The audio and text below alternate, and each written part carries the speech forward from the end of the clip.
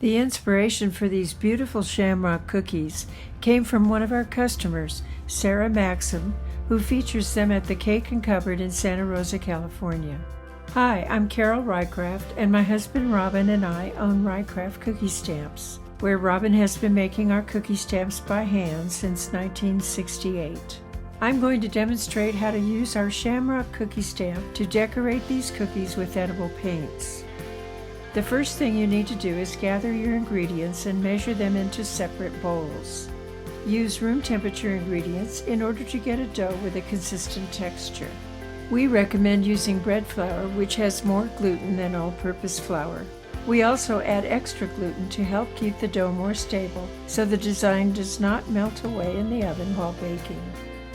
2 3/4 cups of all-purpose flour may be used instead of the bread flour and gluten.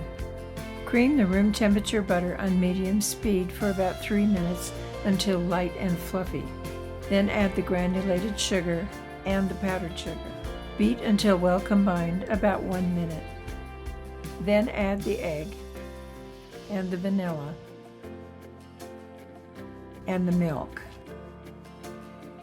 Mix until combined. Scrape down the sides and the bottom of the bowl.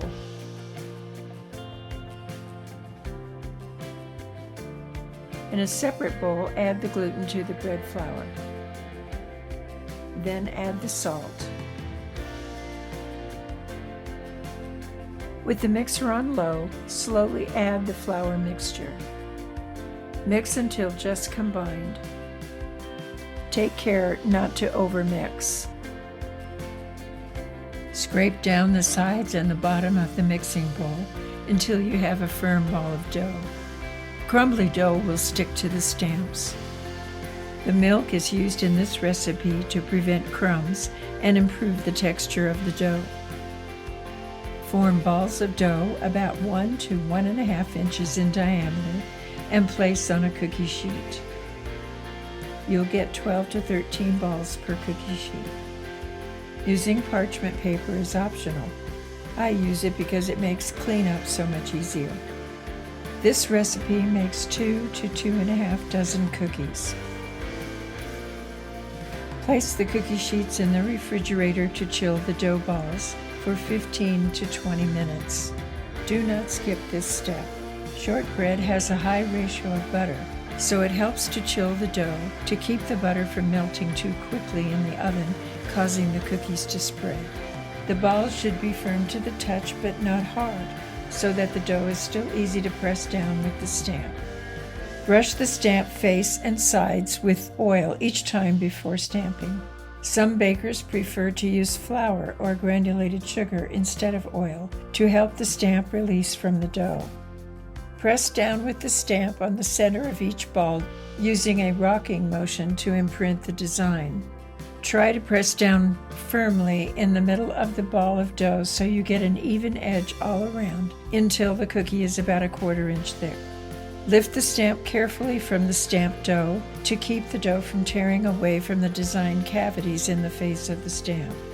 If the dough sticks to the crevices of the design, you can use a toothpick, a toothbrush, or vegetable brush to remove any crumbs. If the dough is too hard to stamp it easily, give it a couple of minutes to warm up slightly. Chill the stamped cookies in the refrigerator for about 15 minutes while you preheat the oven to 350 degrees. Do not skip this step. Chilling the cookies before baking helps keep the imprinted design looking crisp. Bake the cookies on the middle shelf of the oven for 10 to 13 minutes until the edges are slightly browned. Cool the cookies 5 minutes before moving them to a cooling rack. Once the cookies are completely cool, it's time to decorate.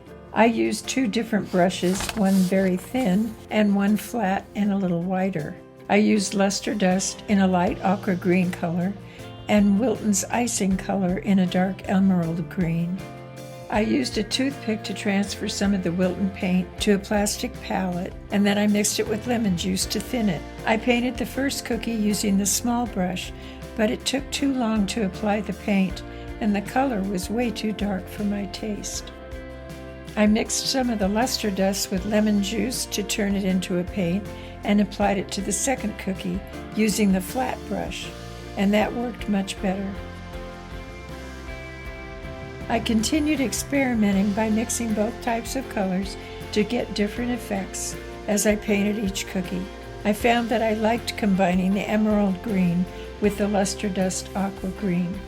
I was pleasantly surprised that these came out so beautiful, since this was the first time I ever tried painting cookies. Let the cookies dry for a couple of hours before stacking so the paint will have time to set up. Store the cookies in an airtight container. And yes, you can freeze these cookies to serve later.